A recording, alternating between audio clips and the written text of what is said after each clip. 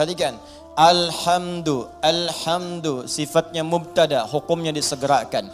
Maka kalau Anda sudah mendapatkan nikmat dari Allah Subhanahu wa taala, Rahman, nikmat sehat, nikmat rizki, harta benda, nikmat keluarga, nikmat kenyamanan hidup, maka bersegeralah untuk memuji Allah Subhanahu wa taala.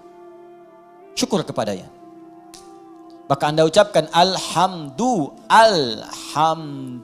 Sifatnya disegerakan untuk kita menjadikan sifat syukur kita kepada Allah setelah menerima nikmat. Ini hukum umum.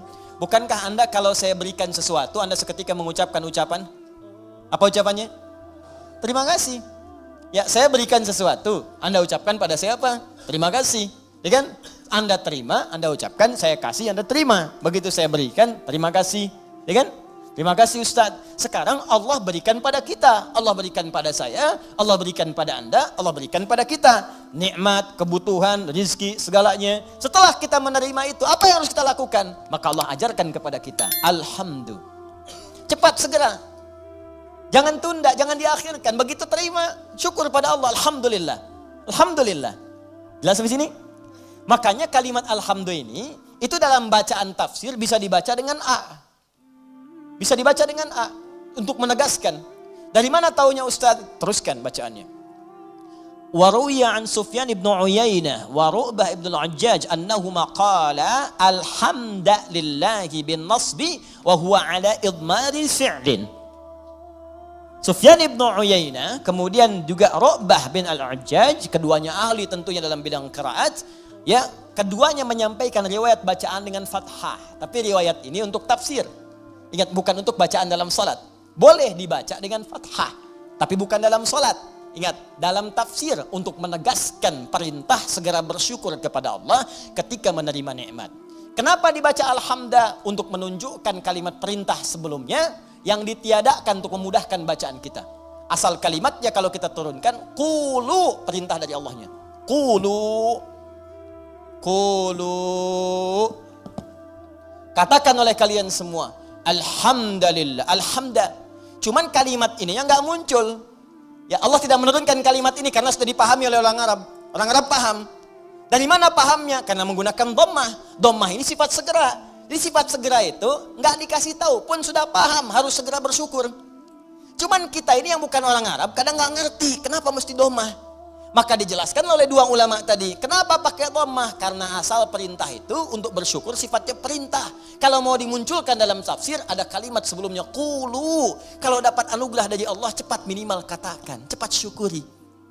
Kalau orang Arab gak perlu itu lagi. Makanya ketika Quran diturunkan dengan bahasa Arab tidak menggunakan kata qulu lagi. Saking pahamnya orang Arab dengan itu.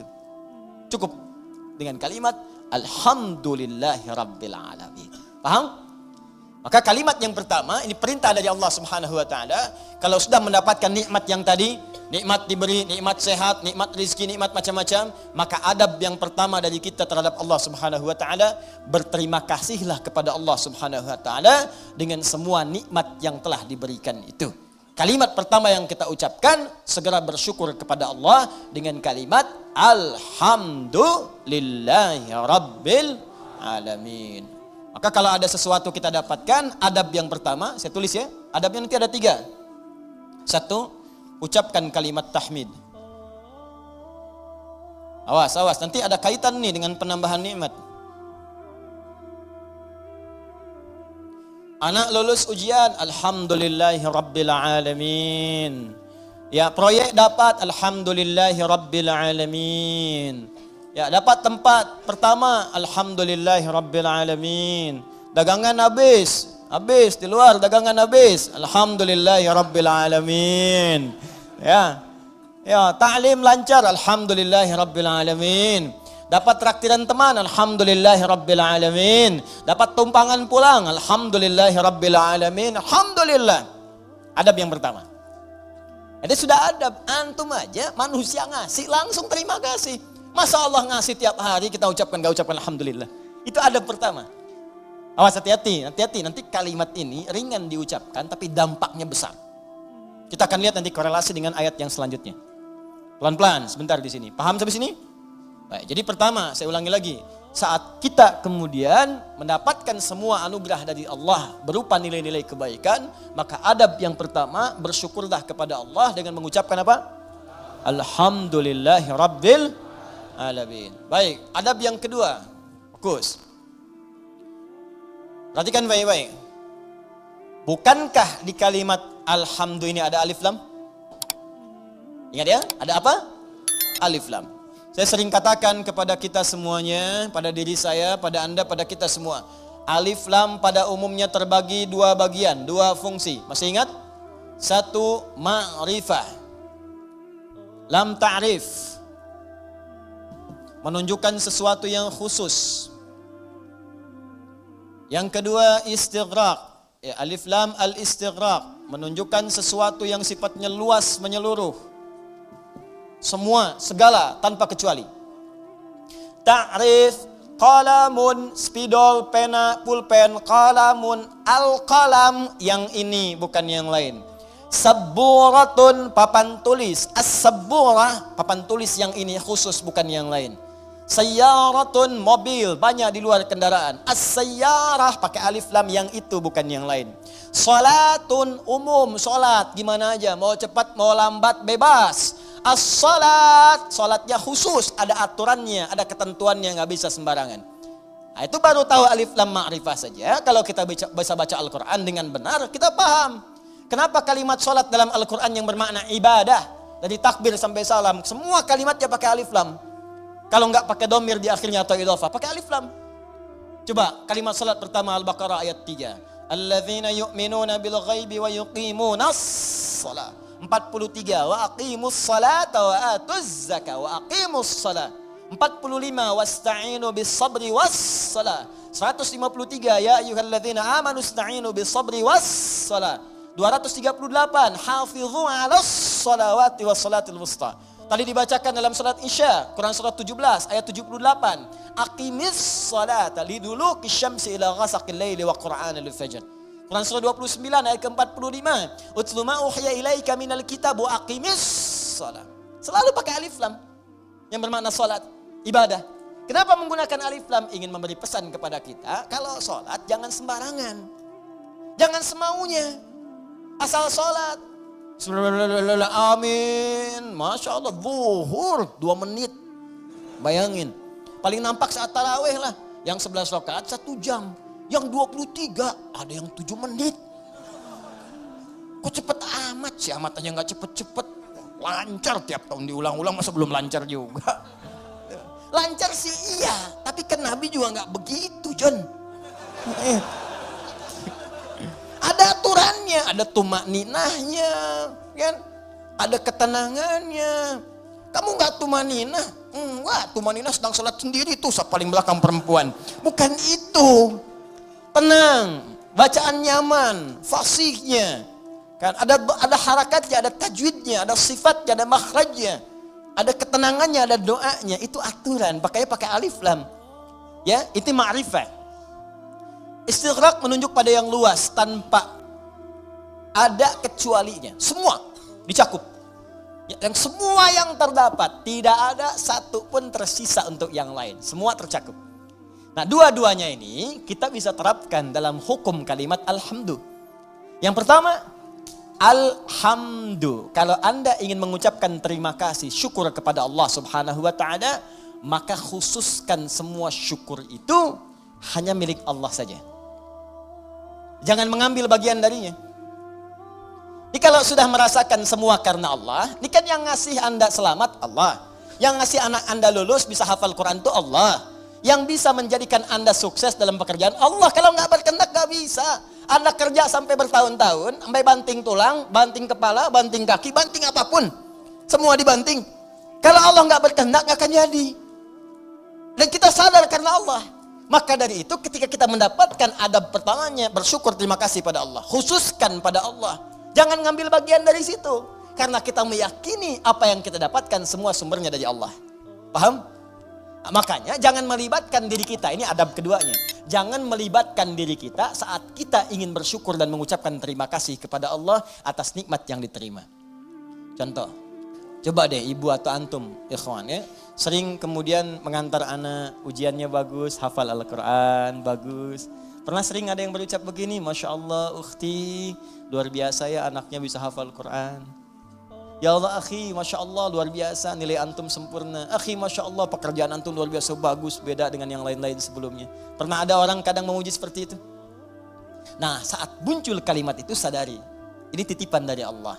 Barangkali ada yang belum kita syukuri. Kita belum sempat terima kasih nih sama Allah nih. Atau diuji, sadar nggak bahwa itu tuh pemberian Allah. Kalau Allah berkehendak bukan anak kita yang hafal, anak orang lain. Cuma dititipkan pada anak kita untuk menguji apakah kita ini mampu nggak bersyukur kepada Allah. Mampu nggak menyerahkan urusan kita kepada Allah. Sadar nggak bahwa Allah yang kasih. Makanya orang tua yang baik ketika mendapati anaknya hafal Al-Quran misal, juara pertama di sekolahnya, dipuji oleh orang lain, gurunya bahkan mengatakan, ibu Masya Allah anaknya luar biasa, pintar, cepat pahamnya. Alhamdulillahirrabbilalamin. Ini semua karena Allah subhanahu wa ta'ala. Adab pertama. Tapi kalau sudah mengucapkan itu, hukum alif lam ma'rifah berlaku. Khususkan hanya pada Allah, kita jangan ngambil bagian dari situ. Kalau ngambil bagiannya, maka berkurang sifat pujiannya. Ibu Masya Allah anaknya luar biasa bu, cepet pahamnya. Hafalan Qurannya sempurna. Yang lain 2 tahun, dia 2 bulan dah hafal. Masya Allah. Alhamdulillahirrabbilalamin. Semua karena Allah subhanahu wa ta'ala. Ya memang saya juga tiap hari sih ngasih. Saya dampingi, terus malam didoain. Cek tahajud, sujud. Kalau cek mau bisa begitu. Habis tuh. Jelas ya? Nah, jadi jangan ambil bagian dari situ. Jadi kalau sudah al pakai alif lam nggak ada walaupun meskipun walau demikian itu hilang. Ya, ada ikhwan misalnya kadar Allah sakit di rumah sakit. Hari pertama udah lebih baik, ditanya sering lupa nih kalimat begini. Gimana akhi? Alhamdulillah lebih baik. Ya walaupun udah nggak usah. Ya walaupun sedikit lagi udah nggak usah pakai walaupun meskipun walaupun walau demikian itu udah hilang. Karena udah ada alif lam. Jelas ya? Udah ada alif lam. Ini tuh kayak sederhana beneran deh. Bener saya serius. Ya ba satu huruf cuman maknanya dalam. Alif lam. Ya alif lam cuman al dibacanya. Tiap hari al itu banyak. Tapi yang ini tuh beda. Beda dengan yang lain. Anda boleh gunakan al pada yang lain. Tapi al melekat pada alhamdulillah beda. Lain dengan al pukat. Lain dengan al kalin. Lain dengan al yang lainnya. Beda. Jadi al di sini khusus. Ketika disebutkan al di sini. Lekatkan semuanya karena Allah. Gak usah campuri pakai yang lain-lain. Makanya setan itu sering menggerakkan di hati kita pada sisi nafsu. Supaya itu dikurangi. Jadi nilai pahalanya berkurang. Bukan cuma nilai pahala, nanti saya sebutkan kalimat yang lainnya. Begitu nanti yang ini sempurna, turun nanti pernyataan dari Allah subhanahu wa ta'ala. Begitu benar, akan datang lagi yang lebih besar dibanding yang sebelumnya. Datang, meningkat lagi, meningkat lagi, meningkat lagi. Ini yang paling dahsyat. Tapi hukum yang kedua ini mesti berlaku. Jadi begitu ada pujian, ada apapun, ucapkan apa? Alhamdulillahirrabbilalamin. Tutup bagian diri kita yang ingin maju ke depan. Sudah. Tapi kenapa tapi Pak? Tapi semua ini dari Allah. Tidak ada peran saya sedikit pun di sini. Jelas sampai sini? Time. Dan al berlaku yang kedua yaitu istighraq pada semua jenis kenikmatan yang kita raih. Ya, awas hati-hati, jangan cuma di satu sisi saja. Awas hati-hati. Lupa kita itu. Dapat yang terasa materi, alhamdulillah. Iya. Alhamdulillah. Dapat proyek, dapat promosi, alhamdulillah. Keturunan, alhamdulillah. Alhamdulillah. Tapi lupa. Bukankah mata ini kadang dirawat oleh Allah untuk tidak sakit? Berapa kali bersyukur dengan nikmat mata ini? Berapa kali bersyukur dengan nikmat telinga yang jelas terdengar? Berapa kali bersyukur dengan nikmat kaki yang bisa melangkah? Anda berharap-harap hebat dapat proyek segala rupa diuji oleh Allah, sakit kaki aja, nggak bisa berangkat kerja hilang tuh. Jutaan, ratusan ribu sekian, sakit, hilang. Cuman kaki aja satu, kena duri aja, ya tak, dah. Telinga nggak berfungsi sedikit, pusing, capek. Mata, kena gangguan, proyek nggak bisa kelihatan, susah. Berapa kali kita bersyukur dengan semua nikmat ini? Kadang kita bersyukur dengan segala hal yang kita dambakan dan belum kita pegang. Tapi kita lupa dengan semua nikmat yang telah Allah anugerahkan pada kita dan melekat pada jasad kita. Maka dari itu dipaksa kita untuk mengucapkan kalimat ini setiap selesai salat. Supaya ingat banyak nikmat yang telah Allah berikan pada kita. Walaupun kita berharap-harap yang lain yang belum tentu kita butuhkan. Kalau bahasa yang lainnya mungkin, ini nikmat dah banyak yang kamu butuhkan, saya berikan. Itu aja belum disyukuri, kamu minta yang lain. Itu aja belum mampu nyukurin, kenapa minta yang lain? Yang belum tentu kita butuh, belum tentu kita perlukan. Makanya setelah kita subhanallah, subhanallah, subhanallah, subhanallah, ba'da salat apa yang diucapkan? Alhamdulillah, alhamdulillah, alhamdulillah, alhamdulillah, alhamdulillah. Supaya sadar telah banyak nikmat yang kita peroleh. Yang kadang kita menuntut banyak hal yang belum tentu kita butuhkan. Tapi kita telah mendapatkan limpahan rahmat yang telah kita perlukan selama hidup kita. Jelas? Nah, bagian terakhir, adab yang ketiga. Ini adab pertama, ucapkan tahmid. Ya, satu. Adab yang kedua, jangan mengambil bagian. Atau kita bisa tegaskan dengan kalimat, tujukan khusus kepada Allah. Khusus kepada Allah. Jadi jangan mengambil bagian dari tahmid kita itu. Saya naikkan ke atas sebagai adab kepada Allah. Dalam semua nikmat yang Allah berikan kepada kita, baik terasa ataupun yang belum terasakan. Ya, yang terasa sifatnya ini yang kita dapati dalam kehidupan kita. Yang belum terasakan, yang kadang-kadang kita ikhtiar baru kita peroleh. Jangan bedakan semuanya. Semua setiap kita dapati, alhamdulillah. Makanya kalau berzikir pasca sholat, jangan cuma di lisan. Saat alhamdulillah itu, kaitkan dengan nikmat yang telah kita dapatkan. Dia begitu mengucapkan alhamdulillah, alhamdulillah, alhamdulillah. Bayangkan mata sehat, telinga sehat, kaki sehat, hati sehat, pikiran sehat, bening semuanya. Ya, anak sehat, semua sehat, istri sehat, suami sehat. Alhamdulillah, alhamdulillah. Makanya bersyukurnya nikmat. Alhamdulillah. Tapi nggak ada yang nyampe ke hati gitu. Nggak ada yang nyampe. Coba deh ucapkan pelan-pelan. Alhamdulillah, alhamdulillah, alhamdulillah. Rasakan. Itu tenang ke hatinya itu. Enak gitu. Zikir yang terasa itu nikmat ke hatinya. Dan ada ketenangan dalam jiwa kita. Ada getaran. Ada getaran tersendiri. Enak rasanya itu. Ada sentuhan ke hati kita. Ya, sentuhlah ia tepat di hatimu. Maka ia akan jadi milikmu untuk selamanya. Ya, sentuh. Maka bacakan zikirmu dengan bahasa hatimu. Sehingga terjadi koneksi antara hati dengan lisanmu. Catat dulu. Mana dulu. Bacakan. Alhamdulillah, alhamdulillah, alhamdulillah. Tenang. Ala bidzikrillahi tatmainnul.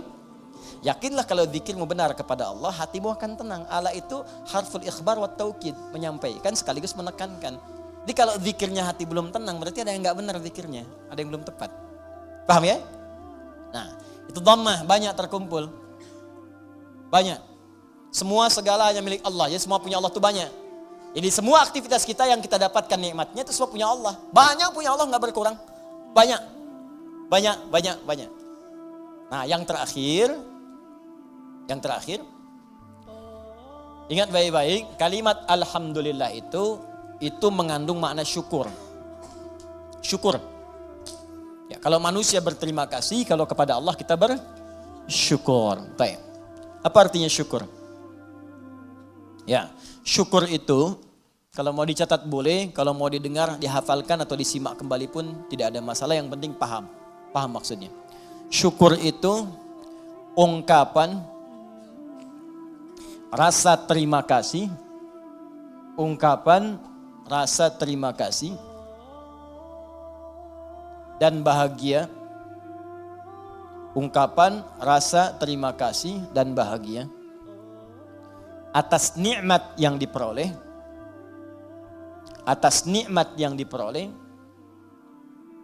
dengan cara menggunakan nikmat itu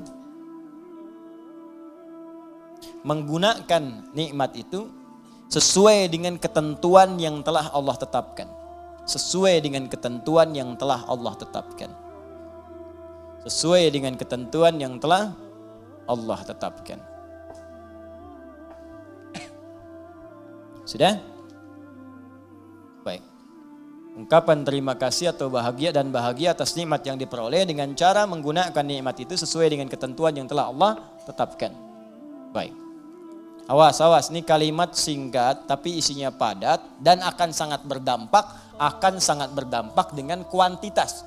Ya, peningkatan nikmat setelahnya yang akan kita peroleh dari Allah Subhanahu wa taala. Kalau syukurnya benar, maka nanti limpahan nikmat berikutnya akan semakin bertambah.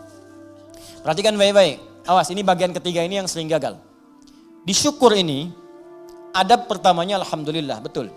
Begitu menerima, alhamdulillah, alhamdulillah, alhamdulillah. Adab keduanya, tujukan semua karena Allah. Tapi di adab yang ketiga, ini yang paling penting dan tidak sedikit orang gagal di sini. Jangan cukupkan syukur pada kalimat alhamdulillah. Tapi optimalkan nikmat yang diraih itu sesuai fungsinya yang telah Allah tetapkan. Misal, Allah kasih pada kita nikmat sehat di mata, melihat jelas. Kita bisa bedakan objek, ini laki-laki, ini perempuan. Ini peci putih, ini peci yang hijau. Ini peci biru, ini peci yang hitam. Bahkan yang paling nikmat, paling besar, kita bisa membedakan nikmat hak dan batil. Nikmat halal dan haram. Ini halal, itu haram. Baik, ini hak, ini batil. Jujur itu hak, dusta itu batil. Mencari dengan yang benar, itu hak, korupsi itu haram, batil. Itu nikmat luar biasa. Ini tayangan yang hak, ini yang batil. Baik, ketika kita dapatkan semua nikmat itu, maka syukuri. Maka cara mensyukurinya, tempatkan, gunakan mata ini, nikmat mata, untuk melihat sesuai dengan apa yang telah Allah tetapkan. Apa fungsi mata yang telah Allah tetapkan? Bukan sekedar melihat. Saya sering katakan, saya sering sampaikan, dalam Al-Quran, fungsi mata itu bukan sekedar melihat. Untuk manusia diikat dengan kalimat, melihat yang baik-baik. Bahkan tegas kalimat Qurannya, palingkan ketika yang dilihat itu tidak baik menurut Allah. Ini nggak baik nih, palingkan. Di mana ditemukannya? Di Quran surah ke-24, An-Nur. Ayat berapa Ustaz? Ayat 30 untuk laki-laki. Apakah perempuan ikut? Ikut, bahkan harus. Ayat 31-nya perempuan. Bahkan iman kita dipertaruhkan di situ. Qul lil mu'minina yaghuddu min absarihim. Katakan pada pria-pria yang masih merasa punya iman, kalau nggak punya iman, ya nggak masalah. Karena imannya nggak ada, maka nggak ada rem dalam dirinya. Karena iman nggak ada, maka nggak ada petunjuk pada hatinya. Di hati itu ada iman. Kata Allah, kalau hatinya ada iman, maka iman itu akan merambat ke seluruh anggota tubuhnya. Saat dia naik ke mata, yaghuddu min absarihim, maka imannya akan menunjukkan apa yang harus dilihat oleh matanya. Ketika yang dilihat itu tidak benar menurut imannya, maka dia akan palingkan dari pandangan itu. Nah, jadi kalau ingin mensyukuri nikmat mata, pakai mata ini untuk melihat yang benar-benar. Yang baik-baik menurut Allah. Itu tandanya kita bersyukur dengan nikmat. Dan tanda yang kedua, iman kita masih ada. Masih kuat. Jadi kalau kita mengatakan alhamdulillah, alhamdulillah, alhamdulillah nikmat mata. Tapi mata dipakai pada yang tidak benar. Itu bukan syukur namanya. Apalagi pas diucapkan, pas dilihat yang gak benar. Gambar apa ini? Ini nih, gak benar nih gambar nih. Alhamdulillah. Nah, alhamdulillah, pandangan pertama, selanjutnya kan gak boleh. Kalimatul haq, yunadu bihal batil. Ya, kalimatnya benar, cuma ditempatkan di tempat yang salah. Paham? Nah, jadi coba cek deh. Katanya alhamdulillah, tapi mata masih dipakai pada yang tidak baik. Berapa kali Anda melihat gambar yang tidak tepat saat membuka status? Saat mengupdate status? Saat melihat browsing, searching, berita di internet. Saat membuka handphone, berapa kali iklan tampil. Kemudian mata kita bisa mengelak dengan cepat. Pindahkan pandangan. Itu baru satu. Belum telinga. Nikmat telinga, gunakan telinga sesuai dengan fungsi yang telah Allah tetapkan. Kata Allah, jangan dengar yang tidak baik. Ya ayyuhalladzina amanu, hai orang-orang masih merasa punya iman, la yaghtab ba'dukum ba'dha, jangan dengarkan gibah. Jangan bergibah, jangan dengarkan gibah. Jangan bikin acara gibah, jangan jadi pelaku gibah. Sekarang dikemas jadi acara TV. Itu yang repot, gibah. Ya, bikin situ tulisan. Memang kadang-kadang gini, kalau maksiat itu jangan dikemas-kemas. Semakin dikemas kelihatannya semakin bagus. Dijualnya jadi menarik. Bikin aja title yang langsung tunjukkan pada tingkat maksiatnya.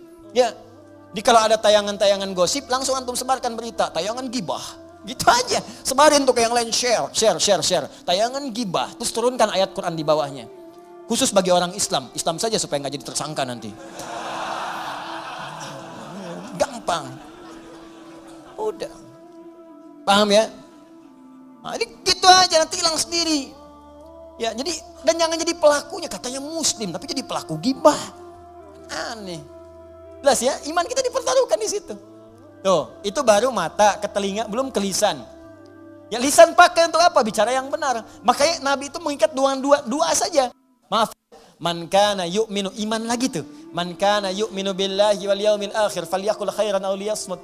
Siapa yang masih merasa beriman pada Allah dan hari akhir.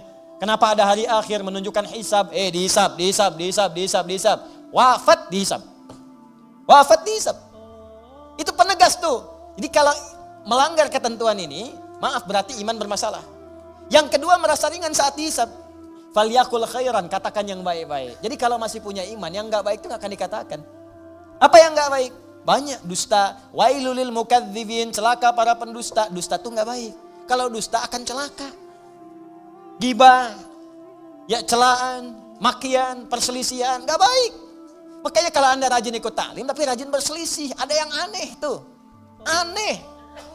Katanya taklim, katanya mendekat pada Al-Quran, katanya mempraktikkan Al-Quran, tapi melanggar isi Quran, aneh. Aneh. Anda belajar di mana? Quran mana yang Anda praktekkan? Mana iman Anda? Taklim itu menguatkan iman, bukan melanggar iman. Itu poinnya. Jadi kalau Anda dekat dengan Allah, itu semua tubuh kita akan dijaga. Lurus pada nilai-nilai kemuliaan. Jelas sampai sini? Itu teman-teman, itu baru tubuh kita. Belum yang lain. Ini saya tanya pada Anda. Ya, mulai dari pakaian, alas kaki, rumah, ya kendaraan. Pertanyaan saya, berapa nikmat yang telah kita peroleh, yang telah kita gunakan sesuai fungsi yang telah Allah tetapkan kepada kita. Makanya pelajari dulu sebelum meminta kepada Allah. Ya Allah, berikan aku anugerah rumah. Apa fungsi rumah menurut Allah dan Rasulnya? Turunkan. Ada fungsi rumah untuk berzikir, fungsi rumah sebagai naungan. Fungsi rumah itu ada 3-4 dalam Al-Quran. Ada manzil, kenapa rumah disebut dengan manzil?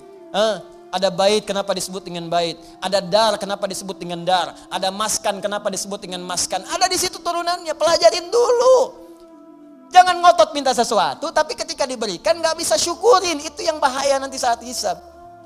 Nih rumah, kenapa disebut dengan maskan? Tempat untuk tinggal. Tapi kata maskan dari kata sakinah. Sakinah itu sesuatu yang tenang, tentram. Ciptakan ketentraman di rumah, ciptakan ketenangan di rumah. Kalau sudah punya rumah, bikin suasana tenang di rumah. Jangan di rumah ribut terus. Di rumah berselisih terus. Kalau Anda di rumah tiap hari ribut, artinya kurang syukur Anda kepada Allah. Orang yang gak punya rumah, belum dapat amanah rumah, masih ngontrak, ada yang numpang tinggal, dia hidupnya tenang. Masa Anda yang dikasih gak tenang? Padahal tempatnya disebut maskan, tempat untuk tenang. Ustadz, kenapa saya nggak tenang? Karena Anda nggak belajar turunan dari maskan. Maskan itu sifatnya sakinah. Sakinah itu dibawa ke rumah tangga. Ayatnya Quran 30, surah 30 ayat 21. Pelajari ayatnya. Di situ ada sakinah. Sakinah dapat, mawadah turun. Mawadah turun, rahmat dapat.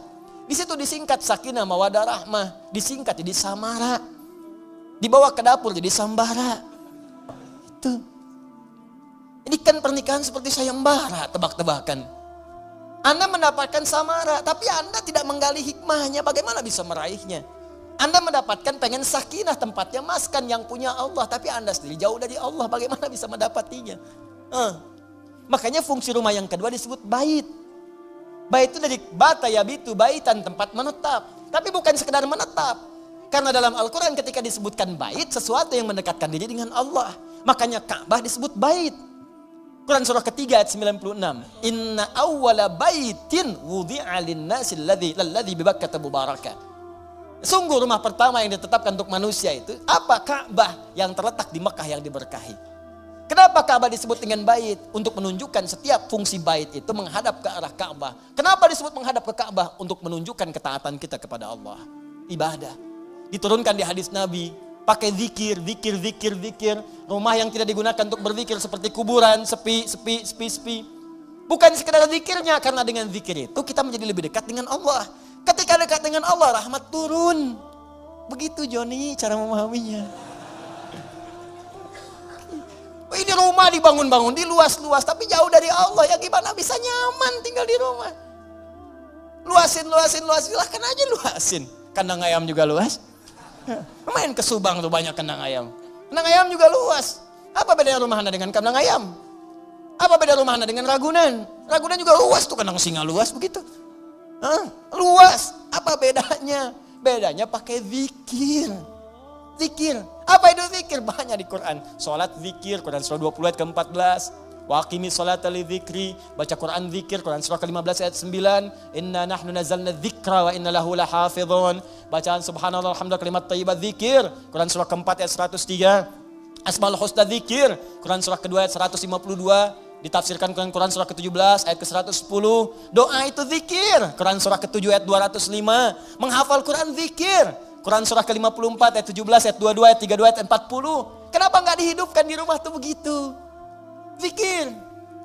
Semua, ayo coba deh. Dengan istri menghafal kan? Masya Allah. Gak apa-apa sambil bercanda. Setelah itu berlomba. Gak apa-apa. Mama sayang, Masya Allah. Tahu gak bedanya keramik sama kamu? Wah gitu.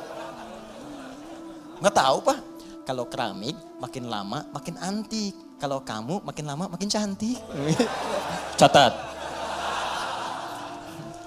Oh Bapak bisa aja. Bukan karena bisanya. Tapi kecantikan itu memudar di dunia. Saya ingin semua bertahan sampai ke akhirat.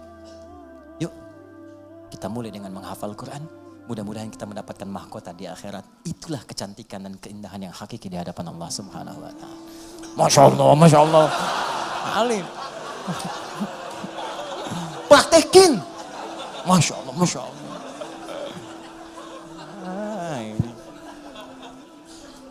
Paham? Dibikin status.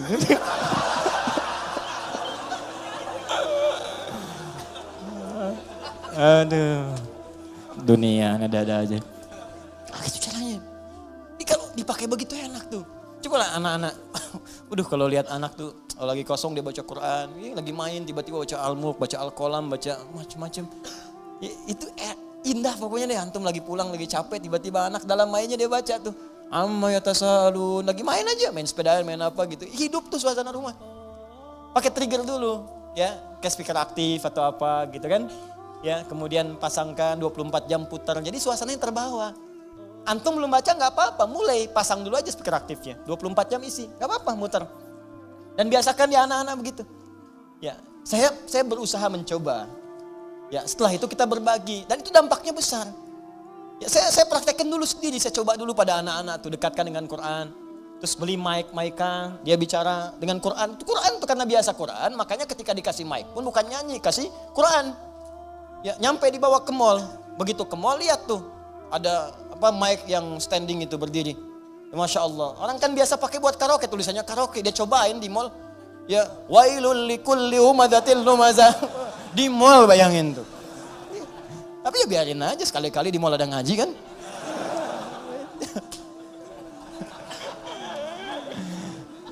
Tapi ya begitu gitu. Itulah nikmat, itulah syukur. Syukur itu butuh realisasi, bukan cuma ucapan. Alhamdulillah rumah kita besar, syukur aja silakan undang bagi dengan tetangga, alhamdulillah. Tapi buktikan, jangan setelah undang tetangga segala rupa, lupa lagi dengan Allah. Tuh kalau digali banyak, ada maskan, ada bait, ada dar, ada manzil nazala, turun, manzil tempat menurunkan. Apa yang diturunkan situ? Turunkan keturunan. Makanya jangan pernah bermaksiat di luar rumah. Setelah berumah tangga ada rumah, lakukan semua hubungan di dalam rumah. Jangan maksiat di luar rumah. Ya, yang kedua menurunkan kasih sayang, menurunkan segala rahmat, menurunkan segala perhatian. Di situ berikan pada anak, pada setiap yang ada di rumah dan sebagainya. Itu baru satu. Di kadang-kadang begini, Allah udah kasih, minta yang lain, yang ini aja belum dipakai ibadah. Antum udah nyari-nyari pakaian yang lain, ini pakaian yang dipakai ini udah pernah dipakai ibadah belum? Pakai sholat, pakai ngaji, pakai macam-macam. Ini kadang-kadang begini, saya sering dapat pertanyaan, Ustaz, saya ini cari pekerjaan, gak pernah keterima. Saya bilang, sini mas, baju ada? Ada. Makan tiap hari ada? Alhamdulillah. Kendaraan ada? Sepeda Ustaz punya? Alhamdulillah. Baik. Rumah ada? Ada Ustaz, Alhamdulillah. Sudah berapa banyak yang dipakai ibadah? Sepeda sudah mengantarkan Anda pada sholat? Kadang-kadang Ustaz. Baju udah semua dipakai ibadah? Ya belum semua Ustaz. Itu Anda itu begitu. Itu kan semua titipan. Setiap titipan akan ditanya. Semua orang yang dititipkan itu gak pengen banyak. Gak ada orang titipin pengen banyak. Pengennya sedikit supaya gampang dikembalikan. Atau saat ditanya menjadi lebih mudah menjawabnya. Nah sekarang Anda aja yang dikasih oleh Allah saja titipan belum digunakan pada yang benar. Bagaimana bisa meminta yang lain? Barangkali bukan Allah belum mau ngasih, tapi Allah menginginkan Anda maksimalkan dulu nikmat yang ini. Kalau sudah semua maksimal, jangankan Anda minta, belum minta pun Allah bisa kirimkan yang lain. Itu poinnya. Mudah bagi Allah. Karena Allah mampu menguasai semua alam. Jangankan pengen pekerjaan, semua alam pengen dikasihkan. Jangankan menguasai, merawat semuanya, memberikan semuanya, ngasih, memberikan, merawat, mencukupkan, semua diberikan. Sifat yang memberikan, merawat, memenuhi semuanya tanpa kecuali dalam bahasa Arab disebut dengan rububiyah. Yang memilikinya disebut dengan Rabb. Karena itu kata Rabb secara tunggal, kalau tidak dilekatkan dengan kalimat lain, itu artinya nggak boleh diberikan kecuali hanya pada Allah saja. Rabb. Awas hati-hati, Rabb. Gak boleh manusia diberi nama dengan Rabb. Rabb. Kecuali disambung dengan yang lain. Robbie Williams. Misalkan. Nah, atau misalnya Muhammad Rabbi. Ya. Kalau bersambung dengan yang lain boleh. Boleh. Ya, di kisah Nabi Yusuf Quran surah 12 ayat ke-42. Ya. Wa qala lilladzi dhanna annahu najin minhuma udhkurni 'inda rabbik. Bukan Allah di situ. Ya, ketika Yusuf alaihissalam berkata kepada satu di antara dua orang yang ditakwilkan mimpinya. Dan dia duga dia akan berhasil keluar dari situ selamat. Ya selamat. Maka dia katakan berikan pesan kepada orang ini. Ya napi yang akan lolos ini selamat ini. Kata Nabi Yusuf alaihissalam. Nanti sebutkan kisah saya kepada rajamu. Ya Rabb di situnya. Tapi ada kaf di situ. Rabbik bukan Rabb sendiri. Ditunjukkan kepada raja. Jelas sampai sini? Baik itu boleh. Gak ada masalah. Nah tapi ingat sifat Rabb. Kalaupun dilekatkan dengan kalimat lain, itu tidak hanya menunjuk pada aspek kepemimpinan, tapi ada perawatan dan maslahat di dalamnya. Yuk kita baca sedikit tafsirnya. War-rabbu huwal malikul mutasarrif wa yutlaqu fil lughati ala as-sayyid wa ala al-mutasarrif lil islah wa kullu dhalika sahihun fi haqqillahi ta'ala. Kata Rabb itu hanya milik Allah Subhanahu wa taala. Bermakna malik yang memiliki segalanya. Mutasarrif yang berkehendak untuk menggunakan pada apapun yang dikehendakinya pada semua yang dimilikinya. Terserah Allah. Terserah Allah. Nih, maaf ya. Maaf sekali lagi, maaf. Ini tangan punya siapa? Ya Allah. Mata punya siapa? Ya Allah. Telinga punya siapa? Nah, karena punya Allah, terserah Allah, ya Allah yang punya. Iya kan? Sekarang yang punya nitipin ke kita supaya kita pakai. Makanya kita katakan inna lillah, kita itu punya Allah. Inna lillahi, kita semua punya Allah. Wa inna ilaihi raji'un. Karena kita punya Allah, besok lusa kita pulang kepada Allah. Karena kita punya Allah, mata punya Allah, telinga punya Allah, tangan punya Allah, terserah Allah. Maka Allah bikin aturan. Karena kamu punya saya yang ciptakan. Nih cara menggunakan semua jasad dalam tubuhmu. Pakai sesuai petunjuk pemiliknya. Tangan gunakan begini, mata gunakan begini. Makanya kalau tangan dipakai maksiat, Allah marah yang punya. Wasariqu wasariqatu faqtu aydiyahuma, kata Allah, tangan saya kan suruh gunakan yang baik, kenapa dipakai mencuri? Daripada pakai mencuri potong aja tangannya. Yang punya marah. Saya punya motor saya titipkan pada Anda. Saya bilang pakai motor ya, pakai yang baik-baik buat taklim, buat cari nafkah. Anda pakai motor buat maksiat, rampok orang pakai motor itu, saya marah nggak? Marah. Motor Anda tabrak-tabrakin, bemper pengok, spion hilang, itu kan? Semua habis. Marah nggak saya? Marah. Ini tubuh kita punya Allah, dipakai maksiat, ya wajar Allah marah. Perangkat hidup punya Allah, dipakai maksiat, wajar Allah marah. Malikul mutasarrif. Makanya kata yang memiliki dan mengatur semuanya sesuai dengan kehendaknya itu Rabb namanya. Kalau kalimat itu diambil untuk sifat keteladanan kepada makhluk misal manusia, maka tambahkan kalimat lain. Rabbul bait yang merawat rumah. Ya, Rabbud daulah yang merawat pemerintahan. Kenapa disebut Rabb? Supaya dengan perawatan itu memberikan maslahat. Makanya para pemimpin baik di rumah tangga ataupun aspek yang lebih luas lagi, kalau dia memimpin tapi tidak mengarahkan pada yang lebih baik, besar pertanggungjawabannya di hadapan Allah Subhanahu wa taala. Tinggi itu. Awas hati-hati. Hati-hati. Dan itu berat di hadapan Allah Subhanahu wa taala. Nah, kita tutup kalimatnya Alhamdulillahi Rabbil Alamin. Kata Allah, kenapa menggunakan kata Rabb? Rabb itu sifat memberi tanpa batas, sifat merawat dengan sempurna. kalau engkau bersyukur kepadaku, menggunakan semua nikmat yang telah aku berikan sesuai dengan perintahku dan fungsinya, maka aku akan tambahkan lagi bagi kalian. Tambahkan lagi. Dan aku akan rawat kalian beserta nikmat-nikmat itu, sehingga semua nikmat terpakai dalam hidup kalian. Itu yang disebut dengan berkah. Dapat gaji 100.000, semuanya tergunakan dalam manfaat. Kan ada orang dapat 1 miliar sebulan, tapi nggak ada manfaatnya, habis. 100 juta 3 hari habis. 200 juta sepekan habis, tapi manfaatnya nggak kerasa. Aduh, kadang-kadang kasihan. Kasihan banget. Dapat gaji 100 juta, sepekan habis. Pakai nonton burung, pakai nonton kuda doang. Kuda lewat, bayar 20 juta, cuma lihat kuda doang. Masya Allah, pakai ini, pakai itu. Jalan sini, dia sini nggak menikmati. Kalau berkah nggak apa-apa, makin banyak makin berkah. Banyak beri orang lagi, sedekah lagi, berkah nggak apa-apa. Ya, pilih mana? Sedikit tapi berkah atau banyak tapi berkah? Banyak tapi berkah. Banyak berkah. Ya berangkat umrah, berangkat haji, sedekah, infak, ini banyak berkah, banyak. Alhamdulillah, nggak apa-apa. Tapi sering terjadi banyak dikumpul-kumpul, dia sendiri nggak merasakan itu. Dan yang paling dahsyat itu kadang berkelahi dengan orang yang dipegang aja di tabungannya belum habis. Itu sekarang banyak orang aneh itu, banyak orang aneh. Beneran, serius saya. Banyak orang aneh. Kalau Anda cek kekayaannya luar biasa. Miliaran, triliunan dan sebagainya. Tapi masih mengharapkan yang lain, itu aja belum kepake buat dia. Bawa uang aja 1 miliar, masuk ke restoran. Makan, mau makan apa sih itu? Itu aja belum habis. Sudah pengen makan aspal, makan hutan, makan ini, makan itu. Allahu Akbar. Apa yang mau dimakan? Kasihan saya. Kasihan bener. Hidupnya kasihan, dikumpul-kumpul kepake enggak. Mati aja, udah selesai itu. Jadi cuma mewariskan masalah. Dan kalau enggak berkah, celaka. Begitu dia meninggal, orang rebutan, anak cucunya rebutan. Saling tembak, saling bunuh, meninggal. Nggak ada yang dapet. Kan sering saya bilang kayak 2 orang rebutan mobil, dua-duanya meninggal. Mobilnya cuma ketawa.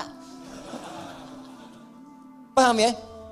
Nah, maka kalau kita benar menggunakannya, sifat rububiyah itu muncul. Allah akan merawat. Maksudnya menjadikan semua nikmat yang Allah berikan pada kita berkah.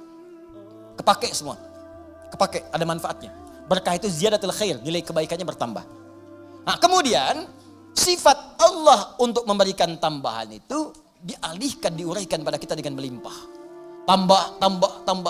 Kata Allah, jangankan rumahmu yang kecil itu, semua alam saja tanpa batas saya bisa rawat. Jangankan kau minta yang sedikit, minta semua alam pun aku berikan karena aku Rabbul Alamin. Karena itu sifat lillah, alhamdulillahi, harakatnya. Kemudian sifat yang kedua ikut, Rabbi bukan Rabbu, Rabbi i-nya menunjuk kepada Allah tadi. Seperti Bismillahirrahmani. Ya, Rahmani i ke Allah. Maka Rabbi ke Allah, Rabbil Alamina. Kata Allah, akulah Tuhan yang merawat, yang menguasai semua alam. Alam saja sudah jamak bentuknya. Alam, jamak. Alamin, jam'ul jamak. Jamak dari semua jamak. Jadi kalau ada yang banyak, semua yang banyak itu aku kuasai, kata Allah. Manusia sedikit. Kalau kau mau minta, aku berikan. Apa yang kamu inginkan? Kalau kamu ingin aku rawat. Jangankan kamu, semua alam aja aku rawat, apalagi cuman kamu. Jelas ya? Nah, maka dari itu, pada ayat yang ketiganya, Allah turunkan kemudian ayat yang sangat indah untuk menerapkan kaidah di ayat yang kedua ini. Perhatikan baik-baik. Kalau Anda benar-benar bersyukur kepadaku, kata Allah, menggunakan nikmat dengan baik, sesuai peruntukanku, aku akan tambahkan kepadamu, aku akan rawat nikmatmu, bahkan apapun yang kamu minta, walaupun sepenuh alam, aku akan berikan jika engkau itu butuhkan. Karena aku penguasa, pemilik, dan pengatur semua alam tanpa kecuali. Maka turun Quran surah ke-14 ayat ke-7 di kaidah ini. La in syakartum la azidannakum. Kalau engkau bersyukur kepadaku, la azidannakum, maka aku akan tambahkan kepadamu. Masih ingat teman-teman sekalian? Kalimat alhamdulillahirabbil alamin, bukankah kalimat syukur? Syukur atas apa? Nikmat yang kita peroleh. Di mana nikmatnya? Di kalimat ayat pertama. Bismillahirrahman. Rahman nikmat dunia. Rahim nikmat akhirat. Saat mendapatkan nikmat dunia, alhamdulillah. Begitu kita alhamdulillah, benar alhamdulillahnya, Allah tambahkan rahmannya. Syukur lagi, Allah tambahkan rahimnya. Pahala tambah lagi. Rahmannya tambah, lipatkan lagi. Sekarang motor, besok mobil. Sekarang mobil, besok bis. Sekarang bis, besok kereta. Nambah. Karena itu ketika Anda alhamdulillahirabbil alamin, maka Rahman dan Rahim Allah akan tambahkan. Rahman dunia, Rahim dalam urusan akhirat. Karena itulah pada ayat selanjutnya turun lagi kalimat Ar-Rahmanir Rahim. Untuk menegaskan ketika Anda benar bersyukur kepada Allah, maka sifat Rahman dan Rahim berupa pemberian Allah akan terus dilimpahkan kepada kita. Dan itu janji Allah dalam kalimat La in syakartum la azidannakum. Maka selesai pembahasan dua ayat sekaligus, ayat yang kedua dan ayat yang ketiga. Sekarang pertanyaannya, kalau ada orang yang tidak bersyukur dengan semua itu, dan dia merasa itu punya dia. Seperti Korun pernah dicontohkan dalam masa-masa yang lampau. Sekarang muncul lagi korun-korun milenial misalnya. Ya, korun-korun kekinian. Maka penting kita ingatkan, ada ancaman yang berlaku dalam Al-Quran dan penegasan tentang apa yang terjadi jika seseorang merasa memiliki bukan sebagai titipan yang harus tingkatkan syukurnya kepada Allah Subhanahu wa taala. Itu nanti yang kita bahas di pertemuan berikutnya dengan turunnya ayat yang keempat, Maliki Yaumiddin.